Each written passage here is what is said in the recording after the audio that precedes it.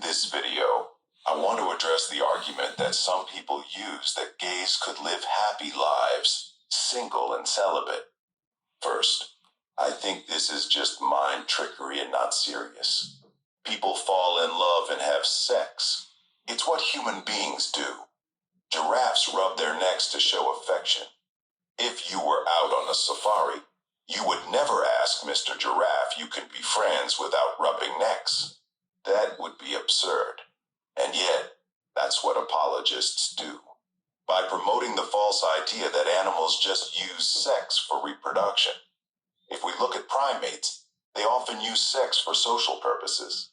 The ubiquity of non-conceptive sex among primates suggests that pleasure, dominance, communication, and probably other unexplored functions of sex have been co-opted to make sexual behavior worth the costs and unpredictability of its reproductive outcome. However, nature's beautiful nuance is treated like a nuisance for apologists in order to just make a cheap point.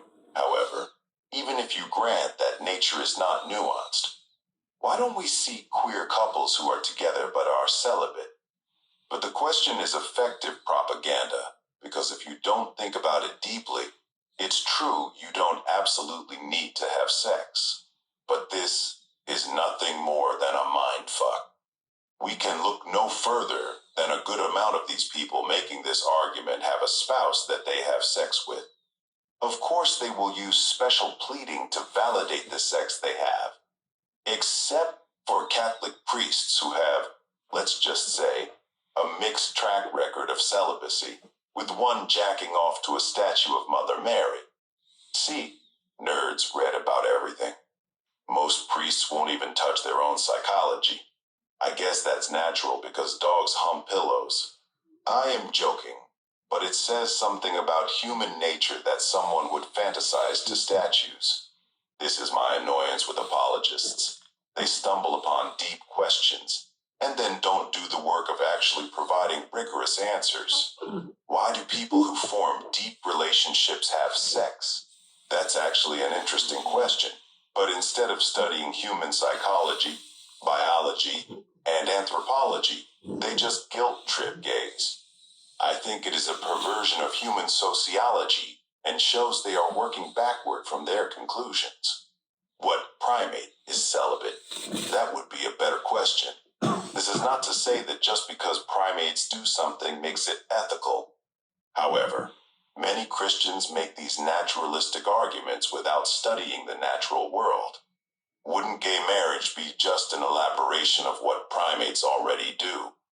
If we have the social habits as primates, wouldn't it be hardwired for us to seek a mate? It's actually a tedious argument because it's so simple. People who point out sex is not necessary to live are just guilt-tripping gay people might as well go up to people and ask why they laugh. Laughter is not required to live. It's really a moon man argument. Most of these same people will go on and celebrate when gay people go and get married to someone of the opposite sex. Wait, I thought being single was good. Some Christians say that's the Holy Spirit working. Okay, so why doesn't the Holy Spirit make Putin and Netanyahu feel guilty? No. The Holy Spirit is busy making your local lesbian like a certain dick so she can do what exactly? Get married when she was just as well off being single. The Trinity is such a jokester or jokesters, depending upon your theology of the hypostatic union. Also, these people arguing that single people can be just as happy. I think there's a bit of a false equivalence with this argument. Actually, there are a few false equivalences. When they cite studies saying single people are just as happy, ask them whether the people in the study are celibate and do not masturbate.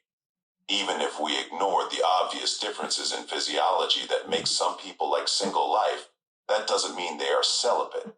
For women, engaging in more rather than fewer intimate casual sex relationships, that is, sex buddy, was related to higher life satisfaction. Conversely, engaging in less intimate casual sex relationships, that is, one-night stand, was associated with greater depressive symptoms for women. But higher life life satisfaction for men. Part 2 of this research contrasts the role of sexual satisfaction to psychological well-being among single and partner people using a large representative data set of New Zealanders and 951. We found an association between higher sexual satisfaction and two measures of psychological well-being outcomes: lower depressive symptoms and higher life satisfaction. So by comparing single people to people in relationships, they are ironically proving that people who engage in the exact behavior they condemn are just as happy. Don't get married. That is for square as fuck.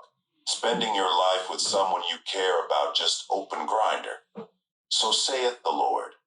They are telling people in same-sex relationships that they would be just as happy single watching porn with the occasional hookup.